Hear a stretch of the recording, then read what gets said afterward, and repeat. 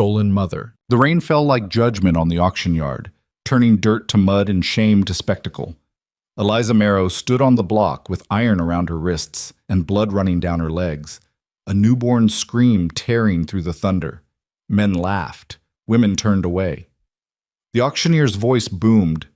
"Breeding stock, gentlemen, proven fertile, strong back comes with the babe." The bidding started at $50. She closed her eyes and prayed for mercy or death. Then a voice cut through the cruelty like a rifle shot. 200. The crowd went silent. A man stepped forward and everything changed. Before we begin this story of survival, courage, and the long road to freedom, I invite you to join me on this journey. If this story moves you, please hit the like button and comment with your city below.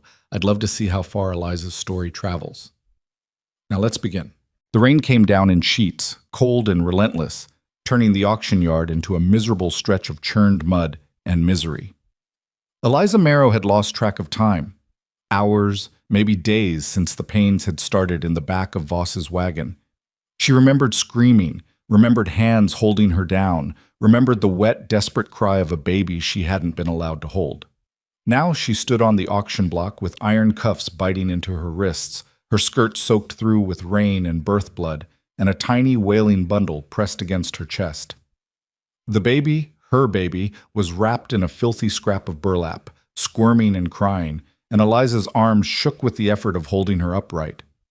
The auctioneer, a florid man with whiskey on his breath, gestured at her like she was a mare.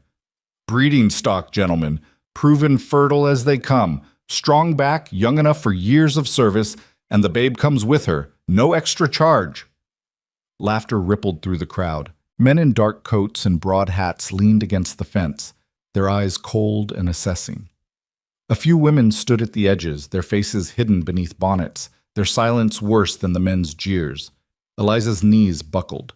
She caught herself, barely, and felt the baby slip an inch before she tightened her grip. The infant's cries grew sharper, more frantic. $50, someone called from the back. 50?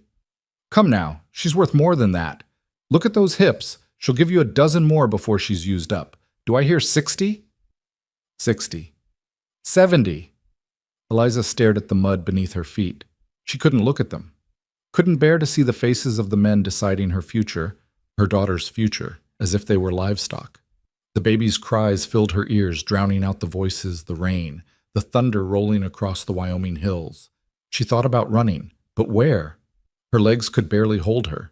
The men at the gate had rifles, and even if she made it past them, Voss would hunt her down. He always did. 100, the auctioneer grinned. Now we're talking. $100. Do I hear 120? Eliza closed her eyes. She felt the baby's warmth against her chest, felt the fragile flutter of her heartbeat. If this was the end, if she was going to be sold to some brutal stranger who'd work her to death and sell her daughter the moment she was old enough. 200.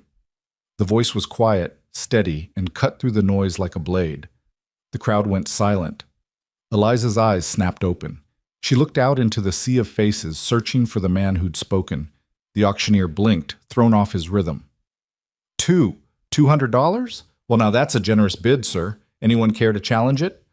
The crowd shifted. Men muttered. A few glanced around, trying to see who'd spoken, but no one raised their voice.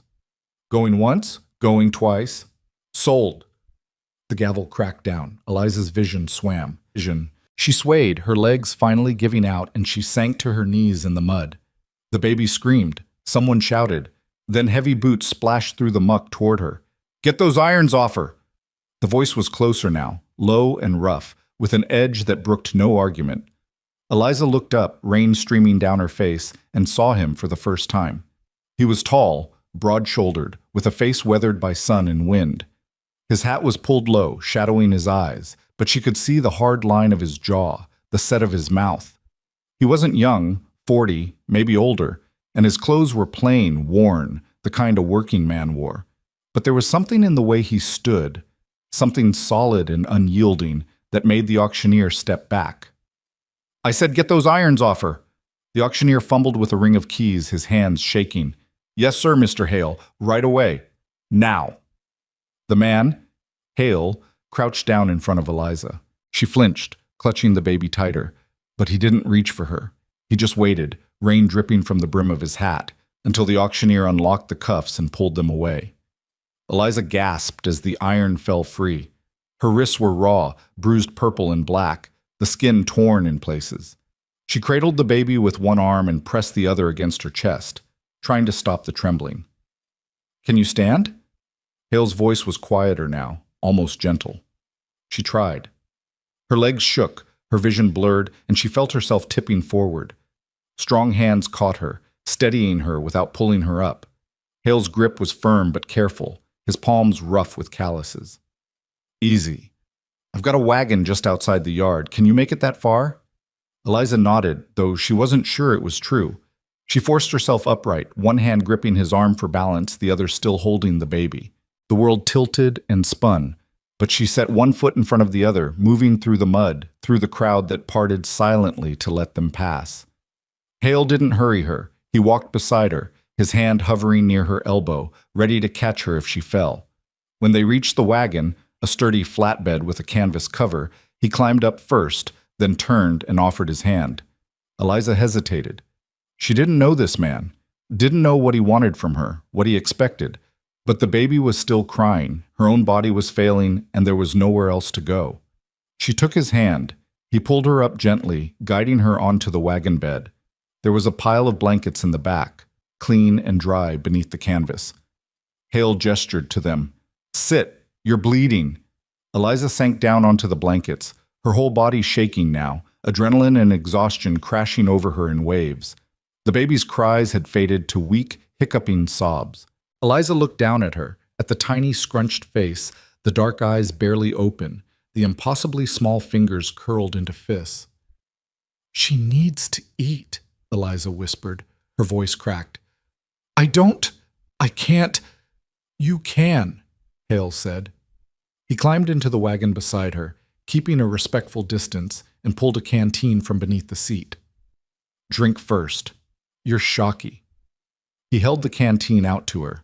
Eliza stared at it, then at him. His face was hard to read, serious maybe, but not cruel, not angry. She took the canteen with shaking hands and drank, the water cool and clean, washing away the taste of blood and dust. "Good," Hale said. He glanced at the baby, then back at Eliza. "I'm no midwife, but I've delivered calves and foals. If you need help getting her to nurse, I can do it." The words came out sharper than she meant. She softened her tone. "Thank you. I can do it." Hale nodded and moved to the front of the wagon, giving her privacy. Eliza fumbled with her dress, her hands clumsy and cold, and finally got the baby to latch. The relief was immediate, a deep, aching pull that hurt and soothed at the same time. The baby's cries stopped. The world narrowed to the two of them, the rhythm of breath and heartbeat. The wagon lurched forward. Eliza braced herself against the side, one arm cradling the baby, the other gripping the edge of the blanket. Through the gap in the canvas, she could see the auction yard falling away behind them, the crowd dispersing, the rain still coming down. She didn't know where this man was taking her, didn't know what he'd paid $200 for, but for the first time in months, maybe years, she wasn't in chains. See, the ride was long and rough, the wagon jolting over ruts and stones. Eliza drifted in and out of consciousness, her body surrendering to exhaustion. The baby slept against her chest, finally quiet, her tiny breaths warm and steady. When the wagon finally stopped, Eliza forced her eyes open. They were in front of a small cabin, set back from the road and surrounded by tall pines. Smoke curled from the chimney. A barn stood off to one side, and beyond it she could see fenced pastures rolling up into the hills. Hale climbed down and came around to the back of the wagon. "We're here." Eliza stared at the cabin. It looked solid, well kept, nothing like the cramped shack Voss had kept her in. But appearances didn't mean safety. She'd learned that the hard way. "Where is here?" she asked quietly. "My land, about 10 miles west of town." Hale offered his hand again. "Come on, you need rest and a proper bed." Eliza didn't move. "What do you want from me?" The question hung in the air between them. Hale's expression didn't change, but something shifted in his eyes, something sad maybe, or tired. Nothing you're not willing to give, he said finally. You've been through hell. You need time to heal. That's all I'm offering. I don't believe you. Fair enough. He lowered his hand but didn't step back. I'm not asking you to. But you're bleeding, your baby's hungry, and it's cold. So you can sit in this wagon and freeze, or you can come inside and decide what you believe in the morning. Eliza looked down at the baby, her daughter, still nameless, still so fragile. Then she looked at Hale. His face was weathered, lined with years of hard work, but his eyes were steady.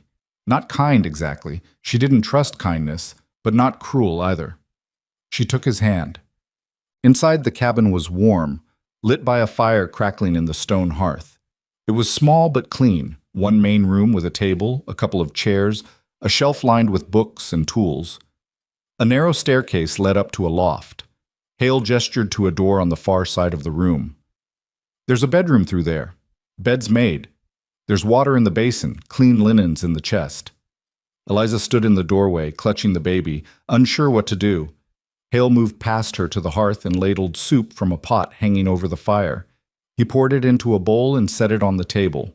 Eat first, then rest. She wanted to refuse, wanted to stay on her feet, stay alert, stay ready to run. But her body had other plans. Her legs wobbled, her vision blurred. She sank into the chair before she could stop herself. The soup was simple, broth, vegetables, a little bit of salt pork, but it was the best thing she'd tasted in months. She ate slowly, one hand holding the spoon, the other keeping the baby secure against her chest. Hale didn't watch her.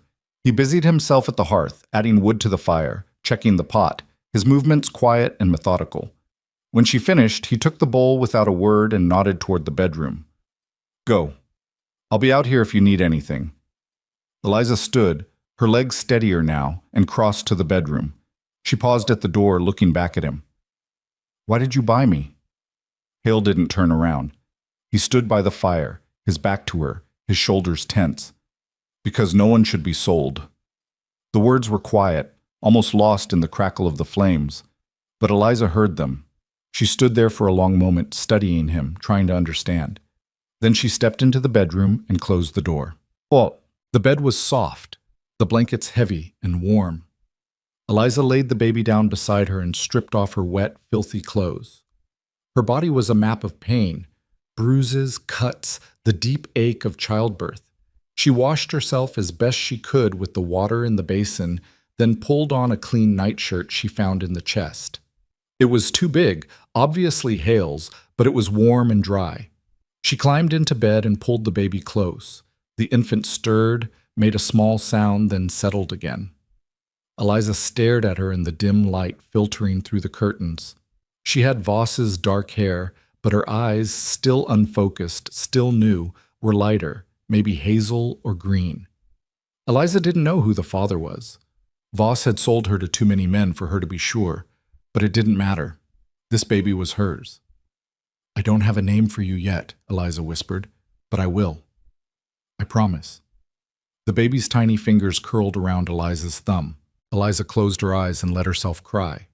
Silent, shaking sobs that she muffled against the pillow. She cried for everything she'd lost, everything she'd endured, everything she didn't know how to carry. And then, finally, she slept. But she woke to sunlight streaming through the window and the sound of voices outside.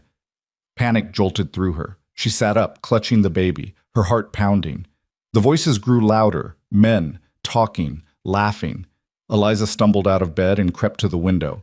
Through the glass, she could see Hale standing in the yard with two other men. They were dressed like ranch hands, their horses tied to the fence. One of them clapped Hale on the shoulder, said something Eliza couldn't hear, and they all laughed. Her stomach twisted. Hale had seemed different yesterday, quiet, careful, almost respectful. But men were good at pretending. Voss had been charming once, too. She backed away from the window, her mind racing. The door to the bedroom had no lock. The cabin had only one exit. If those men came inside, a knock on the door made her jump. It's me, Hale's voice, calm and even. I'm coming in. The door opened slowly. Hale stepped inside, his hat in his hands, his expression unreadable. He glanced at Eliza, then at the baby, then back at her. You're awake. Good. There's breakfast on the table. Eliza didn't move. Who are those men? Ranch hands. They work my land. Hale set his hat on the chair by the door. They're leaving now. You won't see them again unless you want to. And if I don't want to, then you won't. He said it like it was simple, like her wants mattered. I'm not keeping you here, Eliza. You can leave any time you choose. She stared at him. You paid $200 for me. I paid $200 to get you away from that auction yard. What you do now is your choice. Nothing's a choice when you're owned. Hale's jaw tightened. He looked away toward the window, his hands flexing at his sides. You're not owned. Not by me. Not by anyone. I don't believe you. I know. He picked up his hat and moved toward the door. But it's still true. He left, closing the door gently behind him. Eliza stood there, the baby warm against her chest, her mind spinning. She didn't know what to believe, didn't know what to do. But she was still here, still breathing, still holding her daughter. And for now, that was enough. Over the next few days, Eliza watched. She watched Hale move through the cabin with quiet efficiency, making meals, tending the fire, leaving food on the table for her without asking if she'd eaten. She watched him work outside, mending fences, feeding the horses, chopping wood. He never came into her room uninvited, never asked her questions, never touched her. The door stayed unlocked. She tested it on the second day, turning the handle slowly, half expecting it to be barred from the outside. But it opened easily, and she stood in the doorway, staring out at the main room, at Hale sitting by the fire with a book in his lap. He glanced up, met her eyes, and nodded. Then he went back to reading. Eliza closed the door and leaned against it, her heart pounding. The baby stirred in her arms, and she rocked her gently, trying to make sense of what was happening. On the third day, she ventured out. The baby, she'd started calling her Daisy in her mind after the wildflowers she'd seen growing near the cabin, was fussy, hungry, and Eliza needed to eat if she was going to keep nursing. She found Hale at the table, sketching something on a piece of paper. He looked up when she entered. Morning? Morning. Her voice was rusty, uncertain. Hale gestured to the stove. There's oatmeal, coffee, if you want it. Eliza hesitated, then moved to the stove. She ladled oatmeal into a bowl with one hand, balancing Daisy with the other. Hale stood and crossed to her. Here, let me. He reached for the baby, and Eliza jerked back, her body moving before her mind could catch up. Hale froze, his hand still extended, his expression carefully blank. I just thought, if you need both hands, I'm fine. All right. He stepped back, giving her space. Eliza's hand shook as she finished serving herself. She carried the bowl to the table and sat, keeping Daisy cradled in one arm while she ate. Hale returned to his seat and his sketching, the silence between them heavy but not hostile. After a few minutes, Eliza spoke. What are you drawing? Hale glanced up, surprised. Plans for a new barn. The old one's starting to rot. You do the work yourself? Most of it. Hire help when I need it. He paused. You ask a lot of questions for someone who doesn't trust me. I don't trust you. I know. He set his pencil down. But you're still here. Eliza didn't have an answer for that. She finished her oatmeal in silence, then stood to wash the bowl. Hale watched her, his gaze steady but not intrusive.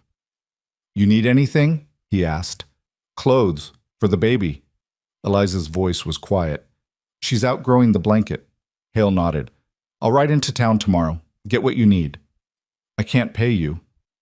I'm not asking you to. Eliza turned to face him. Why are you doing this? Hale stood, picking up his hat from the table. He looked at her for a long moment, something unreadable in his eyes. Because someone should have done it for my sister, he said quietly, and no one did. He left before Eliza could respond. That night, Eliza lay awake, Daisy asleep beside her, and thought about Hale's words. She thought about the sadness in his voice, the weight of old grief. She thought about the door that stayed unlocked, the food that appeared without expectation, the careful distance he kept. Maybe he was telling the truth. Maybe he wasn't. But for the first time in years, Eliza let herself imagine what it might feel like to believe him. The days slipped into a rhythm. Hale worked the land. Eliza cared for Daisy, slowly regaining her strength. They spoke in brief exchanges, practical, cautious, never pushing too far. Hale brought clothes from town, soft cotton dresses for the baby, sturdy wool for Eliza. He left them on the table without comment. One morning, Eliza found a scrawny kitten mewling near the barn. It was orange and white, barely weaned, its ribs showing through its patchy fur. She picked it up, and it burrowed into her hands, purring. Hale came around the corner and stopped. Barn cat probably got separated from its mother. "Can I keep it?" The question surprised her as much as it seemed to surprise him. Hale's expression softened, just a fraction. "It's your choice." Eliza held the kitten close. "I'll call him Copper." Hale nodded. "Copper it is." Chad. Spring crept closer, the snow melting in patches, the air warming. Eliza began to venture outside more often, Daisy bundled against her chest, Copper trotting at her heels. She explored the property, the pastures, the barn, the creek that ran along the southern edge. It was quiet here, peaceful, dangerous in its own way. Peace made you soft, made you forget. But Eliza couldn't forget. Not when every sound made her jump. Not when every shadow looked like Voss. And then one afternoon, a rider appeared on the road. Eliza was in the yard, hanging laundry, when she saw him. A man in a dark coat, riding slow, his eyes scanning the property. Her blood turned to ice. She snatched Daisy from the basket at her feet and ran for the cabin. "Hale!" He was inside, sharpening an axe. He looked up as she burst through the door, her face pale, her hands shaking. "Someone's coming." Hale set the axe down and crossed to the window. He watched the rider approach, his jaw tightening. "Stay inside," he said. "Who is it?" "Don't know yet." Hale stepped outside, closing the door behind him. Eliza pressed herself against the wall. Daisy clutched to her chest, her heart hammering. She could hear voices, Hale's, low and steady, and another man's, sharper, colder. "I'm looking for a woman. Runaway. Goes by Eliza Marrow." Eliza's breath stopped. "Don't know anyone by that name," Hale said. "She was sold at auction last month, bought by a man named Warren Hale. That you?" "Might be." "Then you've got her." "I've got no one. Just me and my land." The other man's voice hardened.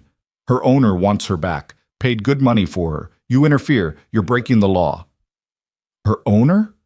Hale's voice was steel. "She's not property. Law says different."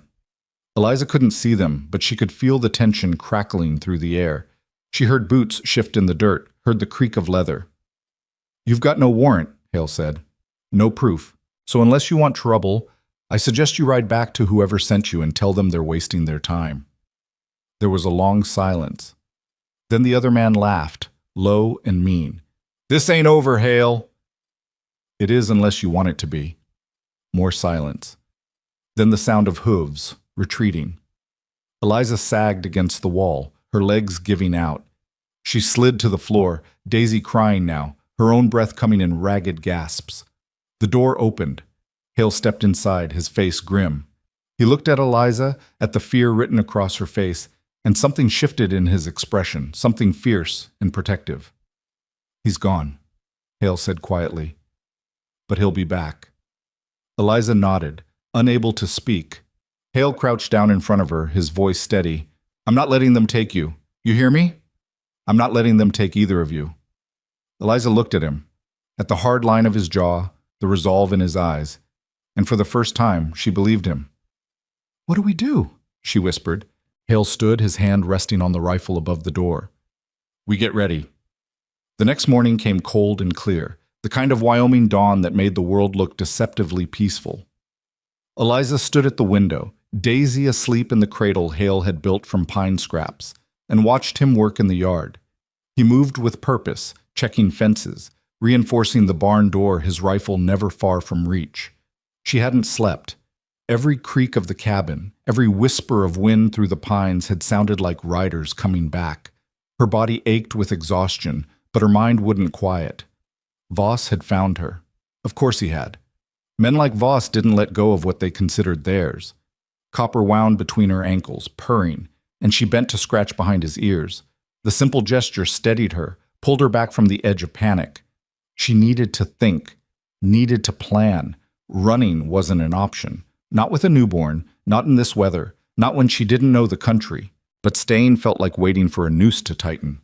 The door opened, bringing a gust of cold air and Hale's solid presence. He stamped snow from his boots and hung his coat on the peg, his movements deliberate. When he finally looked at her, his expression was grave. "We need to talk." Eliza's stomach clenched, but she nodded. They sat at the table, the morning light slanting through the window between them. Hale poured coffee, pushed a cup toward her, then wrapped his hands around his own. "The man yesterday works for Calder Voss. You know that name?" "I know it." Her voice came out flat, hollow. "He owned me before the auction." "He's claiming you ran. Says you're stolen property." Hale's jaw worked. "He's got a bill of sale dated 2 months back. Says you're bound to him for another 3 years. Eliza's hands shook. She set the cup down before she dropped it. "I didn't run.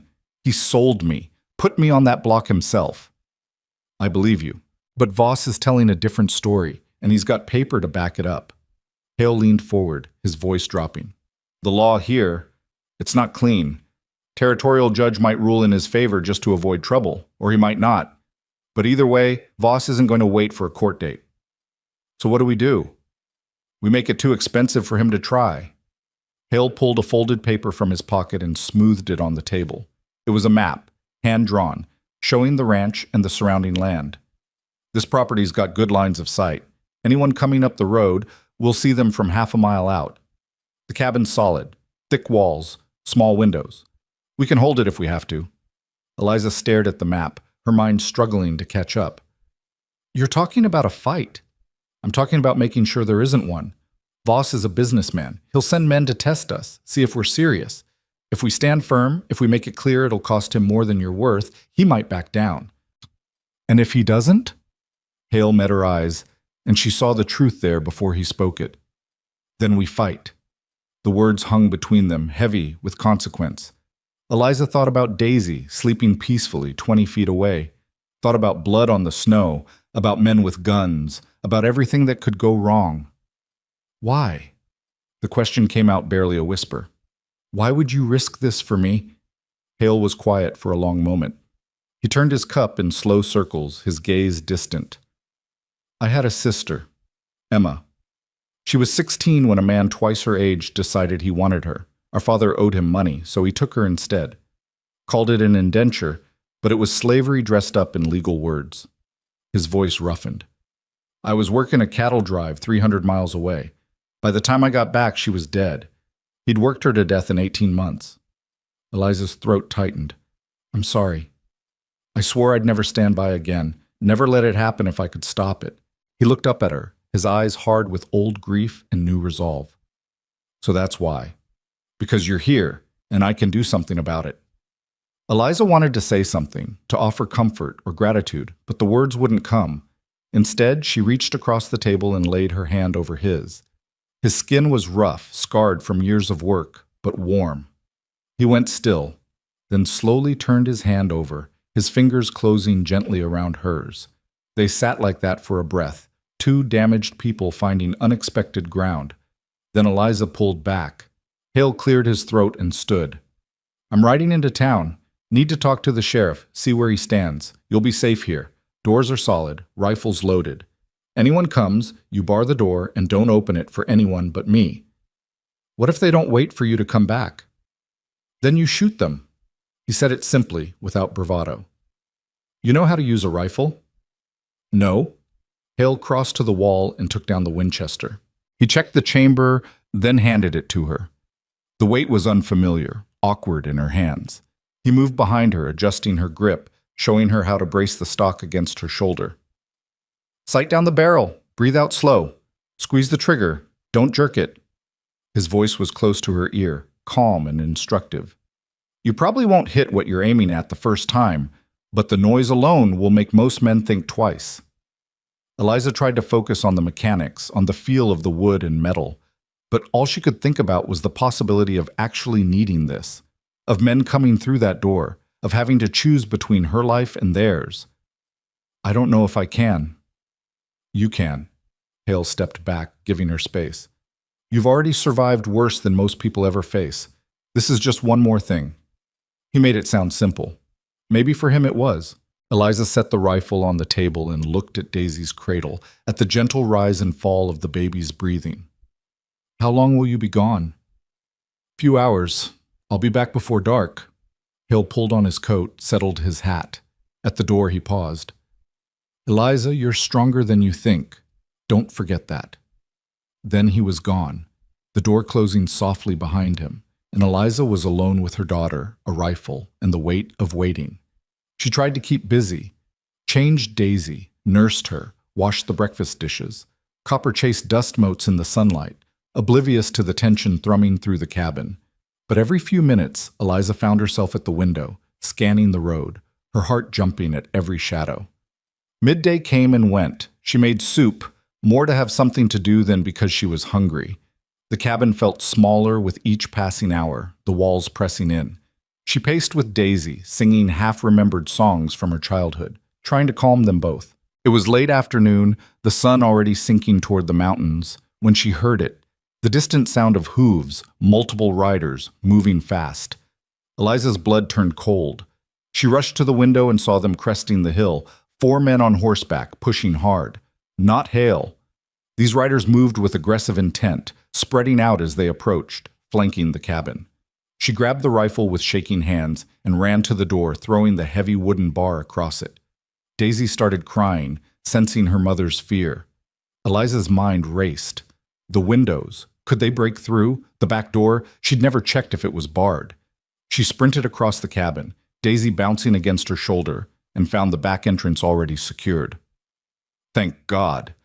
She returned to the front window, peering through the gap in the curtains. The riders had stopped 30 yards out, dismounting. One of them, a lean man with a deputy's badge catching the light, stepped forward. Eliza Marrow, we know you're in there. Come out peaceable, and nobody gets hurt. Eliza's breath came in short gasps. She recognized his voice from yesterday. Voss's man. Her hands fumbled with the rifle, trying to remember everything Hale had taught her. We got legal right, the deputy called. You're contracted property, and we're taking you back. The words hit like a physical blow.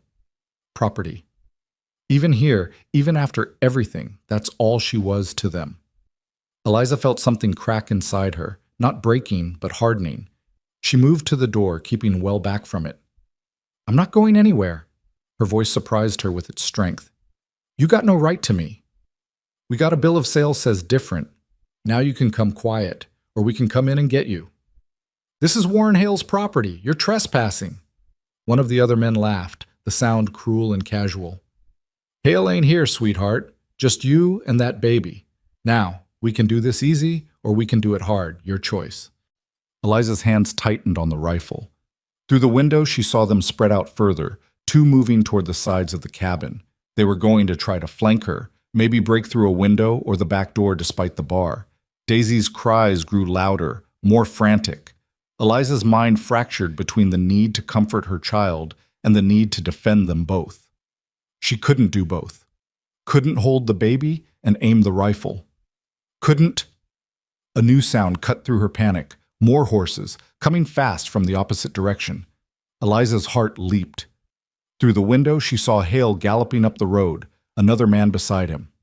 They didn't slow as they approached, and the deputy's men scrambled for their horses.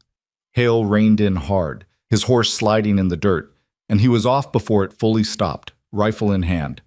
The man with him was older, heavy-set, with a sheriff's star on his coat. That's far enough, the sheriff's voice boomed across the yard. Nobody's taking anybody anywhere. The deputy stepped forward, his hand hovering near his gun. Sheriff Garrett, didn't expect to see you out this way. Clearly, Garrett dismounted, moving with surprising speed for his size. You want to tell me what you're doing on private property, Jackson, threatening a woman and child? Just executing legal process, Sheriff. Got a bill of sale for the woman. She's contracted to Calder Voss. That so? Garrett held out his hand. Let's see it. The deputy, Jackson, hesitated, then pulled a folded document from his coat. Garrett took it, unfolded it, and read in silence. His expression darkened. This is dated before the auction. Yes, sir.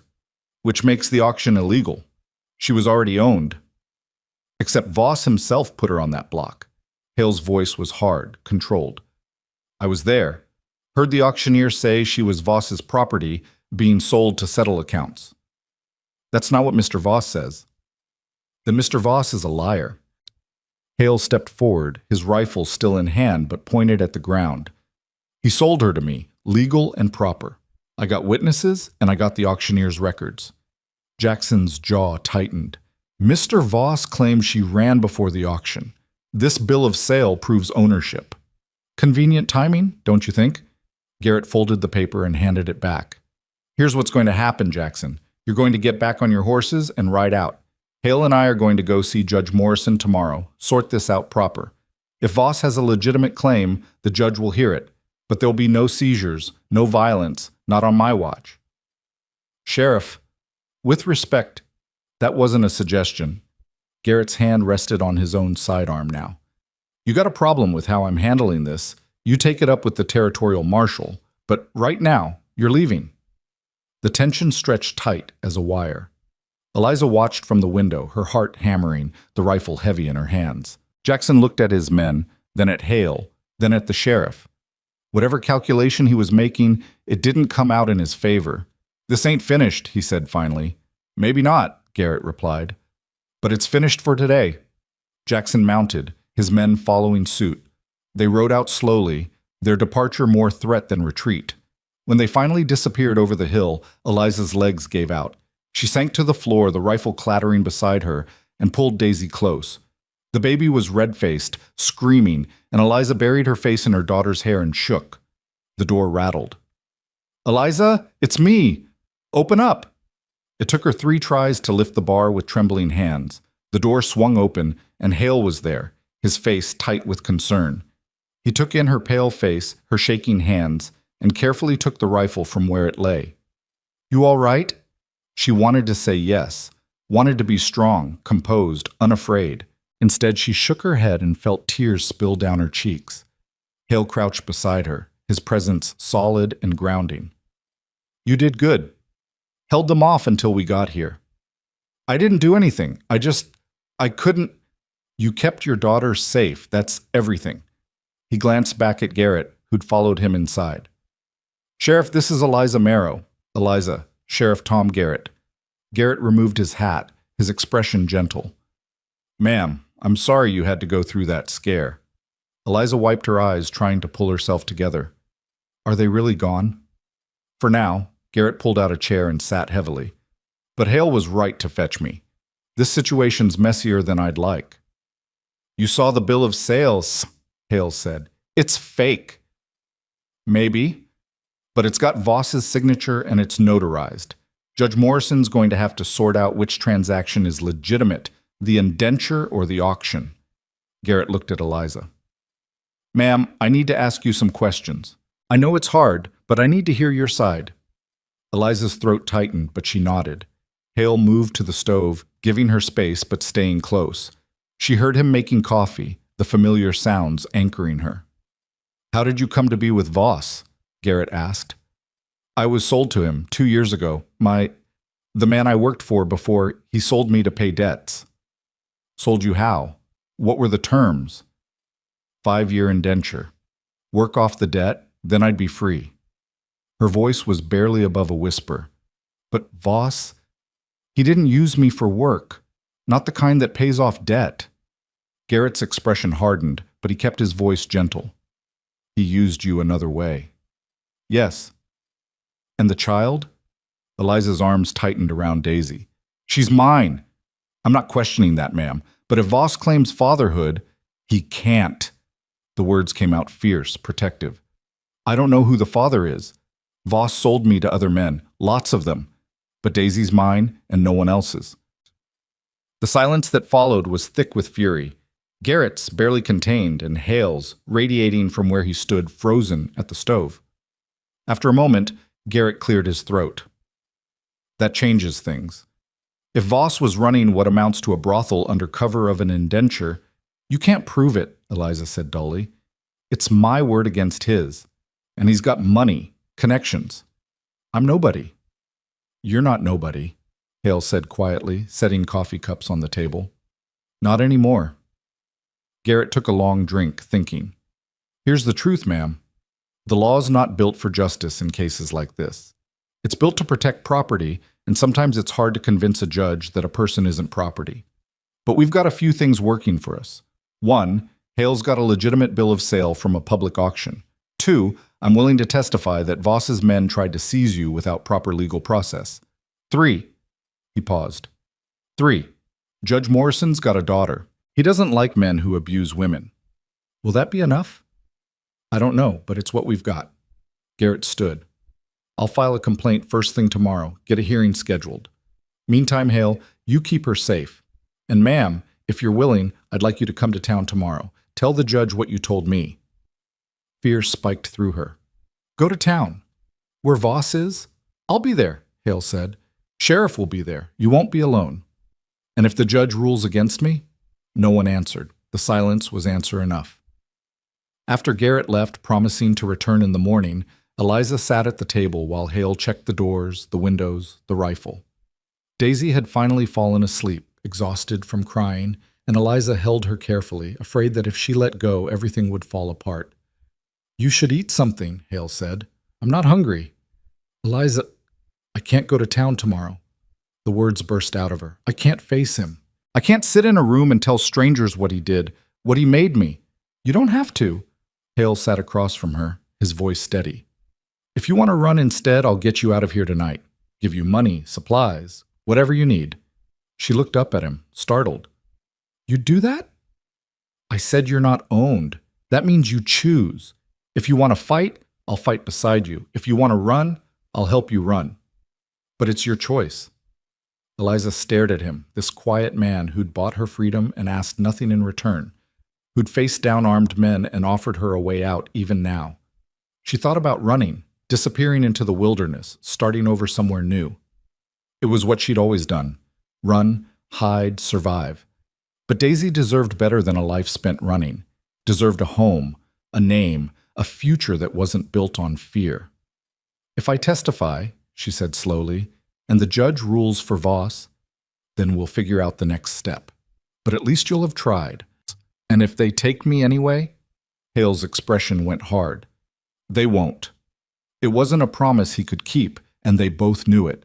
But the conviction in his voice, the steel in his eyes, it made her believe, just for a moment, that maybe he could. All right, she whispered. I'll go. That night, Eliza lay awake again, listening to Daisy's soft breathing, to the wind in the pines, to the old cabin settling around them. Copper curled against her side, warm and purring. She thought about tomorrow, about facing Voss, about standing in front of a judge and laying bare the worst moments of her life. And she thought about Hale, sleeping on the floor by the fire, his rifle within reach, standing guard over a woman he barely knew. Maybe trust was too strong a word, but something was growing in the space between fear and hope. Something fragile and new, like the first green shoots pushing through late winter snow. She would go to town, she would testify, and whatever happened next, at least she would face it standing up. Morning came too soon, pale and cold, the sky the color of old iron.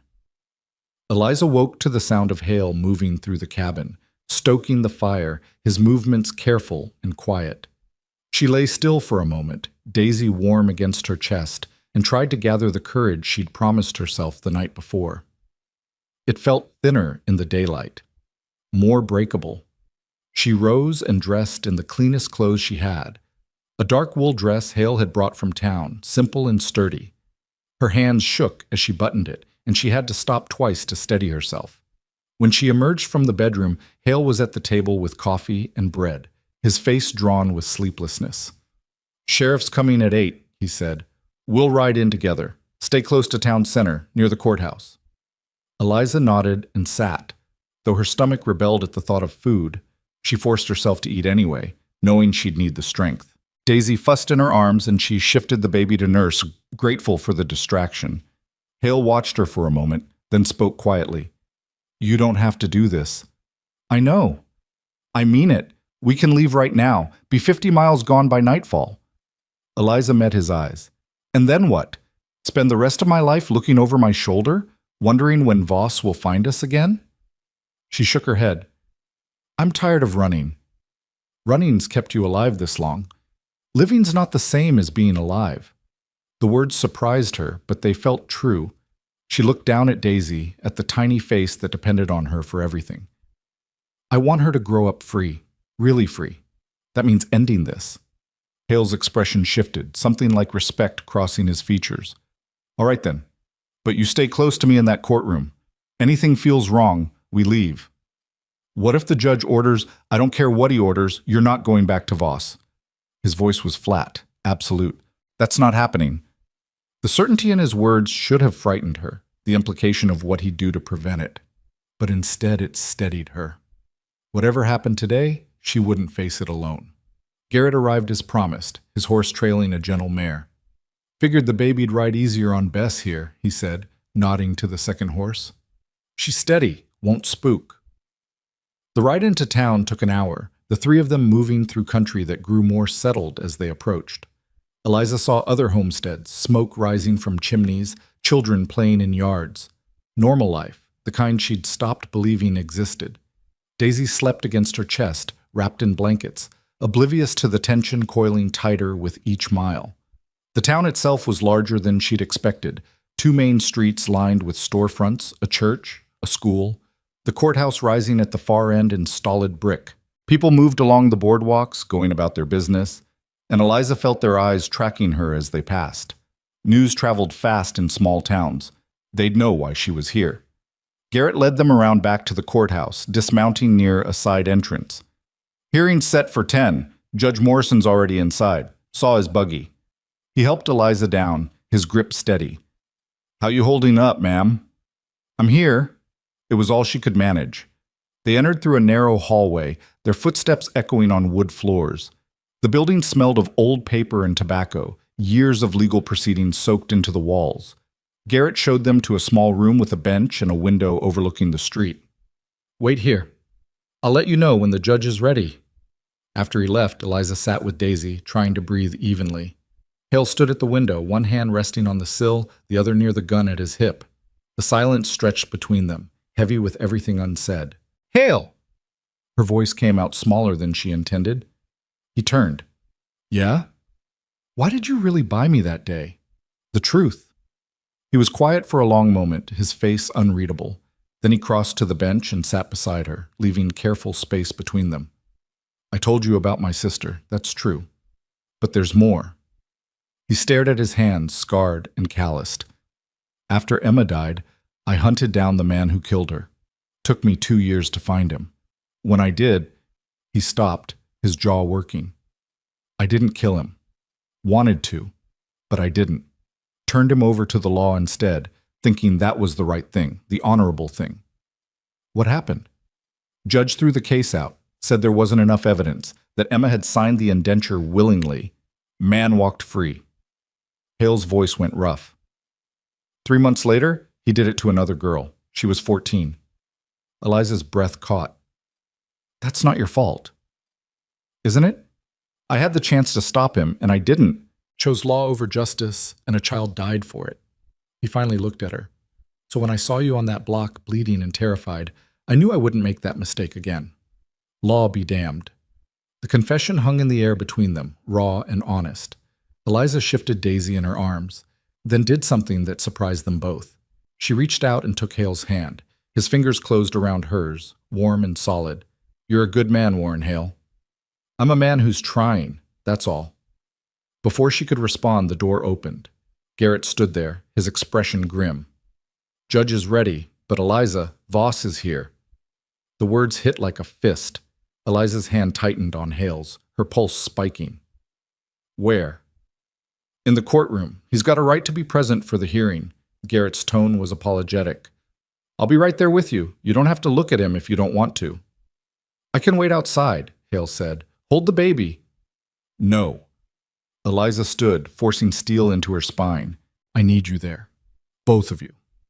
The courtroom was smaller than she'd imagined, just a raised bench for the judge, a few rows of seats, windows letting in pale winter light. And there, in the front row, sat Calder Voss. He was a big man, thick through the shoulders, with iron gray hair and cold blue eyes. He wore a fine suit, looked every inch the respectable businessman. When Eliza entered, those eyes found her and held, and she felt the familiar weight of his possession trying to settle over her like a shroud. She kept walking, kept her chin up, kept Daisy close. Judge Morrison was an older man, lean and weathered, with sharp eyes behind wire-rimmed spectacles. He studied Eliza as she took her seat, then Voss, then the document spread before him on the bench. "Let's get started." His voice was dry, businesslike. "This is a hearing to determine ownership and contractual obligation regarding one Eliza Marrow. Mr. Voss, you claim she's bound to you under an indenture agreement dated—" He glanced at the paper. "March 15th, 1893. Is that correct?" Voss stood, his voice smooth and confident. "Yes, Your Honor. 5-year indenture to work off debts incurred by her previous employer. The contract was legally notarized and filed with the territorial office. And yet you sold her at public auction last month." "A misunderstanding, Your Honor. My foreman acted without authorization. Mrs. Marrow had run away, and he thought she was unclaimed property. I've since corrected his error." The lie was delivered so smoothly, so convincingly, that Eliza felt sick. Judge Morrison's expression didn't change. "Mr. Hale, you purchased Mrs. Marrow at said auction. What's your position?" Hale stood, his voice steady. "I bought her in good faith, Your Honor. The auctioneer clearly stated she was being sold to settle Mr. Voss's accounts. There was no mention of any existing indenture. I have witnesses who will testify to that." "So noted." The judge turned to Eliza. "Mrs. Marrow, approach the bench." Eliza's legs barely held her as she stood. She walked forward, Daisy clutched against her chest, and faced the judge. Behind her, she could feel Voss's eyes burning into her back. "You understand you're under oath," Morrison said. "You tell me the truth, nothing but. Clear?" "Yes, sir." "Good. Now, in your own words, what happened?" Eliza's mouth went dry. She looked at the judge, at his stern but not unkind face, and made herself speak. "I was sold to Mr. Voss 2 years ago. He told me I'd work in his house, cooking and cleaning, and after 5 years the debt would be paid." "And did you work in his house?" "For the first month. Then he—" Her voice caught. She forced it forward. "Then he started bringing men to my room at night. Told me I had to do what they wanted, or he'd add years to my contract." The courtroom went silent. Even the scratching of the clerk's pen stopped. Judge Morrison's expression hardened. "Go on." "He sold me, over and over, sometimes to the same men, sometimes to strangers passing through.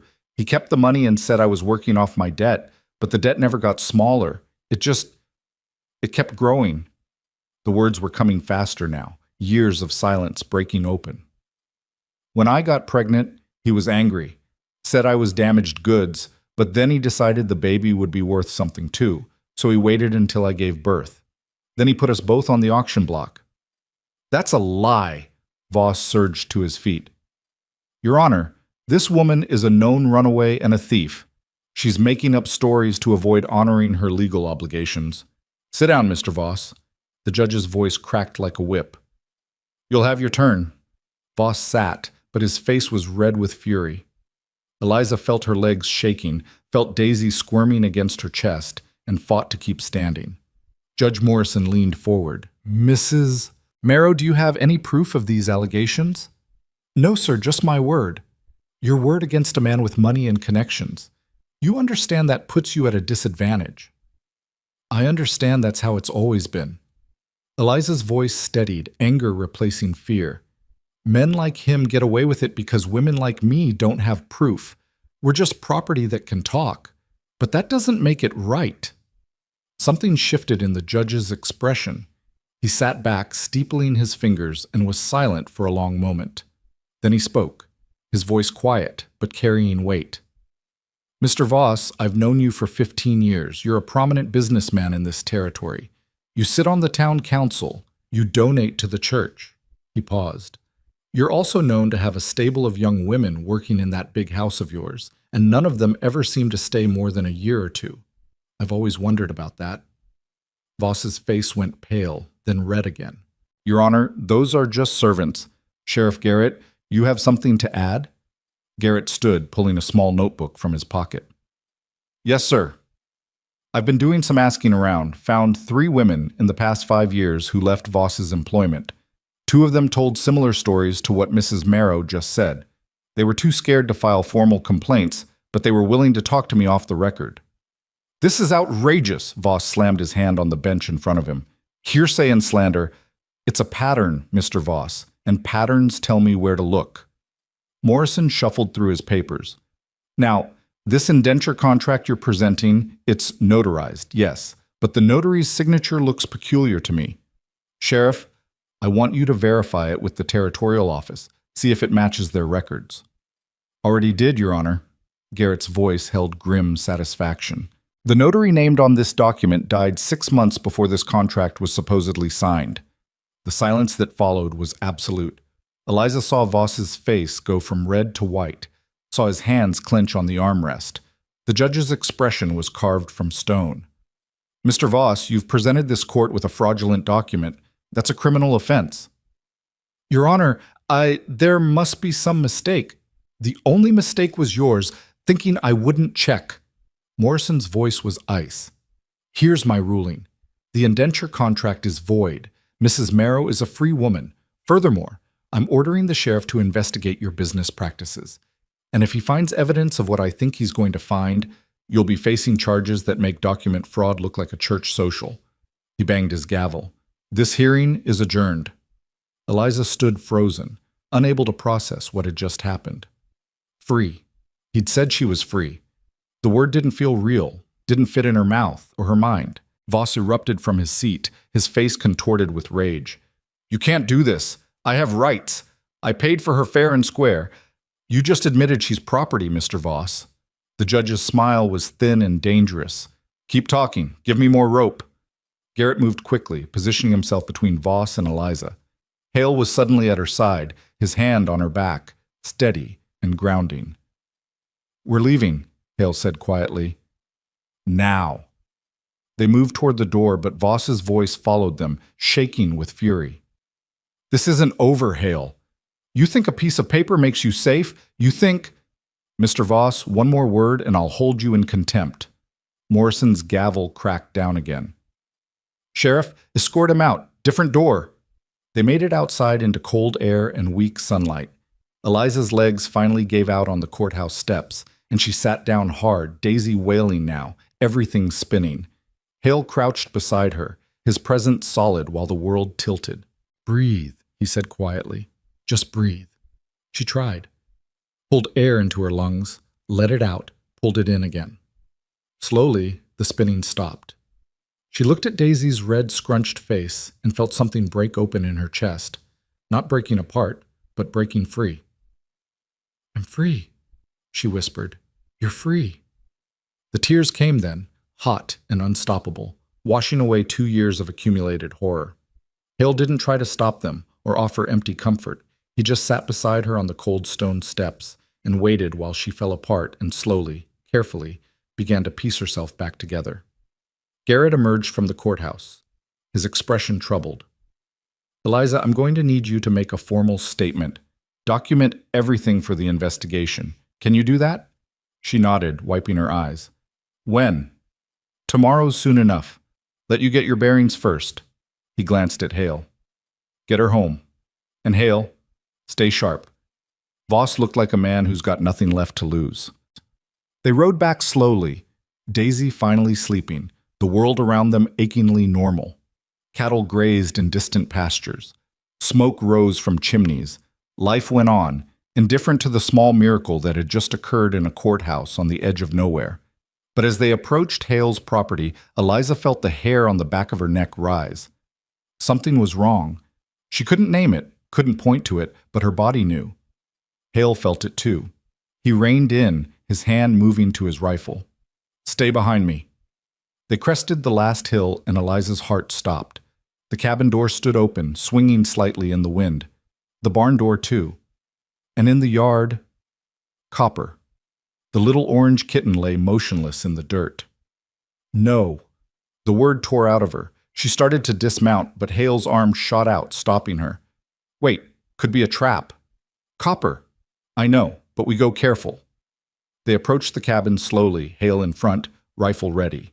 The silence was oppressive, broken only by the creak of the door and the wind in the pines. Hale dismounted and moved to the cabin, checking the corners, the windows. Then he went inside.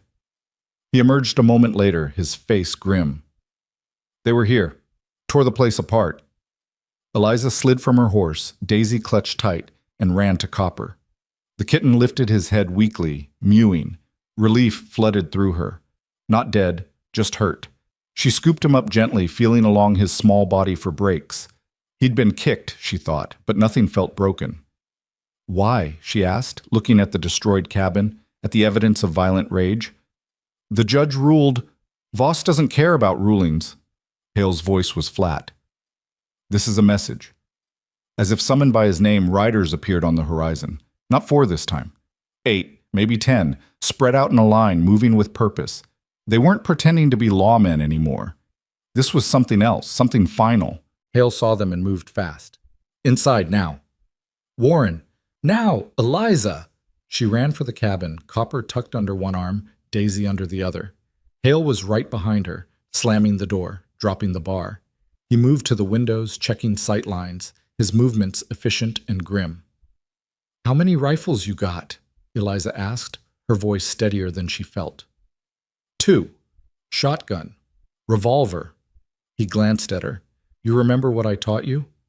Point and shoot. Close enough.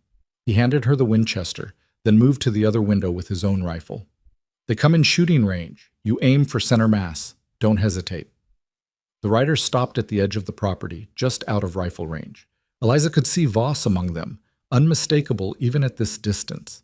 They sat their horses, waiting, and the silence stretched taut as a drumhead. Then Voss's voice carried across the distance, amplified by anger and the cold air. Send her out, Hale. Send her out, and we ride away. Go to hell, Hale shouted back. You're outnumbered, outgunned. You can't win this. Don't have to win, just have to make it cost you. Voss's laugh was ugly, sharp. Cost me? Boy, I'm already ruined. Judge is going to shut me down, investigate me, probably hang me. So what exactly do I have to lose? The truth of it settled over the cabin like snow. A man with nothing to lose was the most dangerous kind. Eliza looked at Daisy in her arms, at Copper trembling against her chest, and felt fear claw up her throat. Last chance, Hale. Her and the baby. That's all I want. Then you're going to be disappointed. A long pause. Then Voss's voice again, colder now. So be it. Boys, burn them out. The riders spread out, circling the cabin. Eliza saw torches being lit, flames catching in the late afternoon dimness. Her breath came short and fast. They were going to die here, all of them, burned alive or shot trying to escape. Unless... The root cellar, she said suddenly. Behind the cabin, is there a way in from inside? Hale's eyes snapped to her. Through the bedroom floor, but we can't fight them all. But we can hide. Wait them out. They'll burn the cabin down on top of us. The cellar's stone, isn't it? And deep? Understanding crossed his face. He nodded once, sharp. Get down there. I'll hold them off long enough for you to get clear. Warren, no. Eliza. He crossed to her, took her face in his hands, gentle despite the urgency. You have to survive this. For her. He touched Daisy's head, just a brush of fingers. Promise me. Tears burned her eyes. Promise me you'll follow. I'll try. It was all he could give her, and they both knew it. The first torch arced through the air, landing on the roof with a shower of sparks. Eliza ran. The bedroom was chaos. Furniture overturned from the earlier ransacking, clothes scattered across the floor. Eliza stumbled through it, Daisy screaming against her chest, Copper clawing at her arm in panic. Behind her, she heard the crack of Hale's rifle, the answering thunder of return fire, wood splintering as bullets tore through the cabin walls. She found the trapdoor under the overturned bed frame and shoved it aside with strength born of desperation. The door was heavy oak with an iron ring set into the wood. She wrenched it open and stared down into darkness, a ladder descending into the earth. Smoke was already curling under the bedroom door, acrid and thick. Another torch hit the roof. She heard it land, heard the hungry crackle of flames finding purchase in the dry wood shingles. There was no more time. Eliza clutched Daisy with one arm, copper tucked inside her dress, and started down the ladder. The rungs were slick with age and moisture, and her boots slipped twice before she found her footing. The descent felt endless, each step taking her deeper into cold darkness, away from the battle raging above. When her feet finally hit packed earth, she could barely see. Thin light filtered down from the open trapdoor, showing her a small space carved from stone and dirt, maybe 10 feet square, the walls shored up with timber, the ceiling low and oppressive. Shelves lined one wall, stocked with preserves and root vegetables. A water barrel sat in the corner. It smelled of earth and potatoes and old fear. Above her, the gunfire intensified. She heard men shouting, heard Hale's voice cutting through the chaos, heard the ominous roar of fire spreading. Daisy's cries echoed off the stone walls, and Eliza pressed her hand gently over the baby's mouth, trying to muffle the sound. If Voss's men heard her down here... The trapdoor slammed shut, plunging them into absolute darkness. Eliza's heart stopped. Had Hale closed it to protect her? Or had it fallen on its own, sealing her tomb? She stood frozen in the blackness, Daisy squirming against her, every instinct screaming at her to climb back up, to open it, to know. Then she heard the bar drop into place from above, the heavy thud of wood settling into iron brackets. Someone had locked it from the outside. Warren. It had to be Warren. He'd locked her in to keep Voss's men from following, to give her a chance even as he... The thought broke off as gunfire erupted directly overhead, so close she could hear the spent shells hitting the bedroom floor. Someone shouted. Something heavy crashed down. Then silence, terrible and complete, broken only by the roar of flames. Eliza sank to the floor, her back against the cold stone wall, and held her children, because that's what they were now, both of them, Daisy and the small trembling kitten, and waited. The darkness was so absolute she couldn't see her own hands. The only sounds were Daisy's muffled whimpers, Copper's frightened mewing, and her own ragged breathing. Time became meaningless. Minutes or hours, she couldn't tell. The temperature in the cellar rose as fire consumed the cabin above. She felt heat radiating through the floor, heard timbers cracking and collapsing, the whole structure coming down in stages. Smoke seeped through the cracks around the trapdoor, and she moved to the farthest corner, pressing her face against a gap in the stone where fresh air whispered in from somewhere outside. Daisy cried and cried, then finally exhausted herself into fitful sleep. Copper had stopped moving, just a small warm weight against Eliza's ribs. She prayed he was sleeping and not, no. She couldn't think about that. Couldn't think about anything except the next breath, the next moment, surviving this. She tried not to think about Warren, tried not to imagine him lying dead in the burning cabin above, his body charring while she hid in the earth like a coward. But the images came anyway, relentless and horrible. He'd saved her, bought her freedom, defended her, given his life so she and Daisy could live, and she'd never even thanked him properly, never told him. What would she have told him? That in the brief weeks she'd known him, he'd shown her more kindness than she'd experienced in years? That the careful distance he kept, the respect he offered, the way he'd stood between her and violence, it had meant everything? That she'd started to imagine a future where fear wasn't her constant companion, where trust might be possible again? It didn't matter now. He was gone, and she was alone in the dark with 2 small lives depending on her. The heat grew unbearable. Eliza soaked a cloth from the water barrel and draped it over Daisy, trying to keep her cool. She did the same for Copper, who stirred weakly under her touch. The air grew thick and hard to breathe. She stayed pressed against the gap in the stone, taking shallow sips of air, fighting the urge to scream, to claw at the trap door, to give up. Then, slowly, the temperature began to drop. The roaring above quieted to pops and hisses. The smoke thinned. Night must have come, she thought. The fire was burning itself out. She waited longer, counting her breaths, measuring time by the gradual cooling of the air. When she finally couldn't stand it anymore, when the silence above had stretched for what felt like hours, she shifted Daisy into the crook of one arm and stood. Her legs barely held her. She felt her way through the darkness to the ladder and climbed. The trapdoor was still barred from above. She pushed against it, Gently at first, then harder. It wouldn't budge. Something heavy was on top of it, debris from the collapsed cabin, probably. She was trapped. Panic clawed at her throat.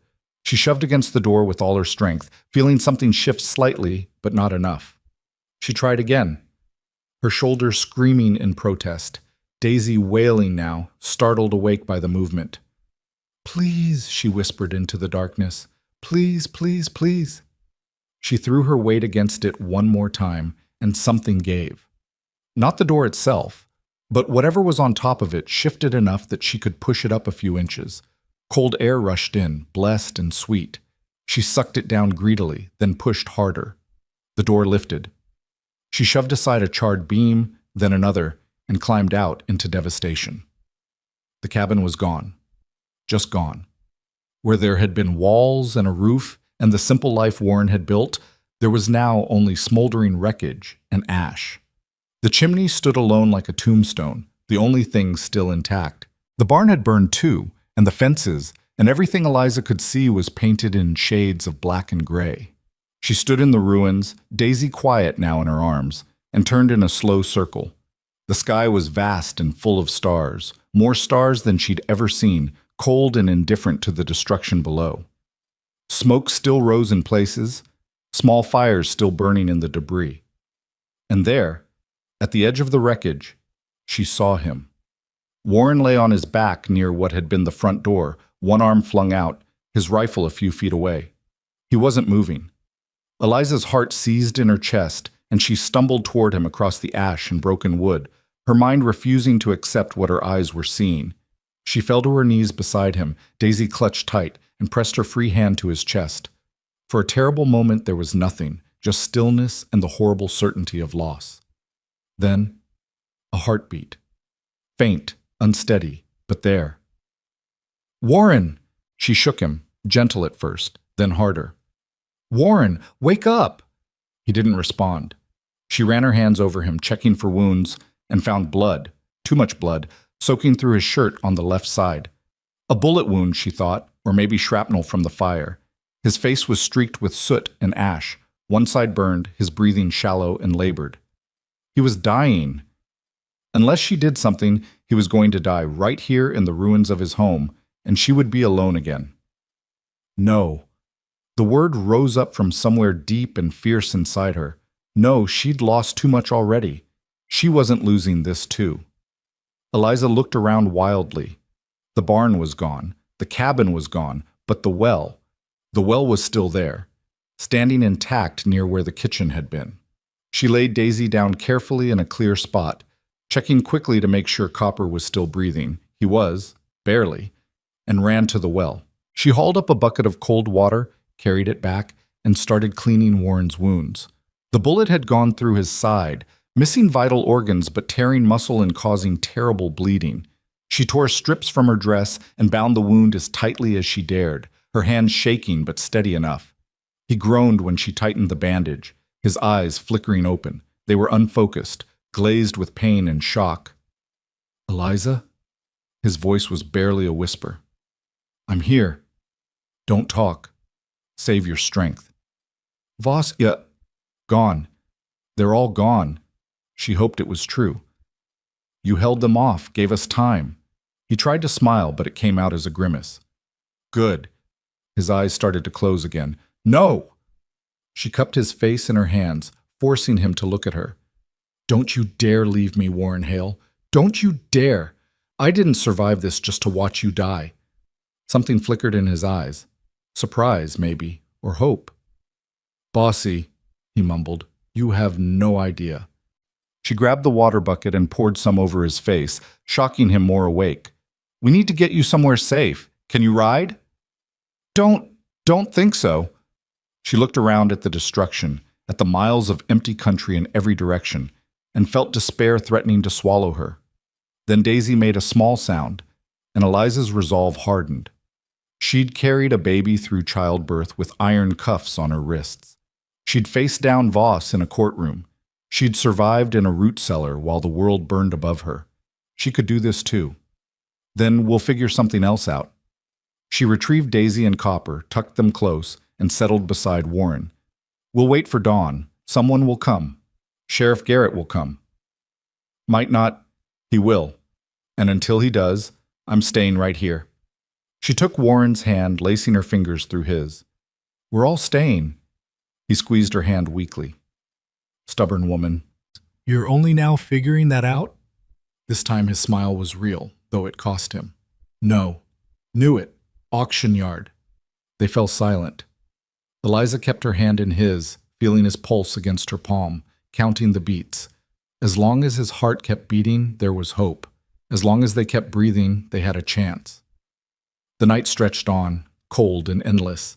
Eliza dozed in fits, jerking awake at every sound, checking Warren's breathing, his pulse, the blood seeping through the bandages. She changed them once, using the last of her dress to make fresh wrappings. Daisy nursed and slept, woke and cried, nursed and slept again. Copper had revived enough to lap a little water from her cupped hand. When dawn finally broke, gray and reluctant, Eliza heard horses. She tensed, reaching for Warren's rifle, but the riders that appeared over the hill weren't Voss's men. It was Sheriff Garrett, and he had a dozen men with him, all armed, all grim-faced. Garrett took in the destruction with a sweep of his eyes, then dismounted and ran to where Eliza sat with Warren. Jesus Christ, what happened? Voss? Her voice was hoarse from smoke and crying. He came with men, tried to burn us out. Warren held them off long enough for us to hide, but... She gestured at Warren's still form. He's hurt bad. Garrett knelt beside Warren, checking his wounds with experienced hands. He's lost a lot of blood, but he's breathing steady enough. We need to get him to town, to the doctor. He looked at Eliza. Where's Voss now? I don't know. After the fire, I didn't see... I was in the cellar. One of the other men approached, his face hard. Sheriff, we found tracks heading south. Looks like they rode out hours ago. Get a posse together. I want Voss found and brought in. Dead or alive, I don't care which. Garrett's voice was steel. When the man left, he turned back to Eliza. Can you ride? I can do whatever I need to do. Good woman. He whistled, and two men came forward with a makeshift stretcher. They loaded Warren onto it as carefully as they could, though he groaned with every movement. Garrett helped Eliza onto a horse, settling Daisy in her arms, and mounted his own. The ride to town was agony. Warren drifted in and out of consciousness, his face pale as death.